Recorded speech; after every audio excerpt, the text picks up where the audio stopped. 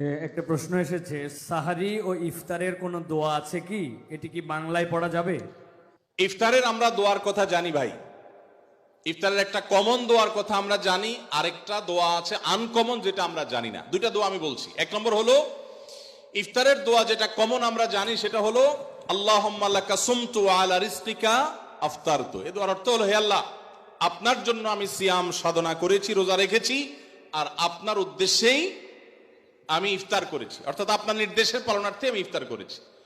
এই যে আল্লাহুম্মা লাকা সুমতু আলা রিজকিকা আফতারতু, এটা ইফতারের একটা দোয়া। আরেকটা দোয়া হলো যাহাবা যামা ওয়াবতাল্লাতিল উরুক ওয়া সাবাতাল আজরু ইনশাআল্লাহ।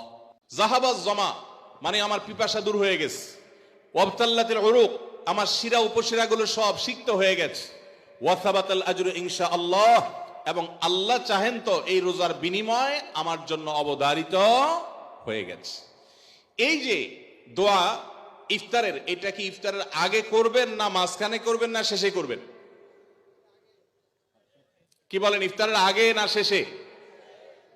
যারা যারা আগের পক্ষে তারা হাত তোলেন। মাশাআল্লাহ, বলো ভাইরা আমার, এই দোয়া ইফতারের পরে করবেন, আগে না।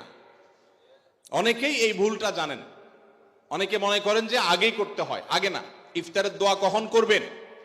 ইফতারের শব্দের অর্থের দিকে খেয়াল করলে তো দেখতে পারেন, পিপাসা দূর হয়ে গেছে, শিরা উপশিরা সিক্ত হয়ে গেছে, এটা কি ইফতারের আগে হয় না পরে হয়?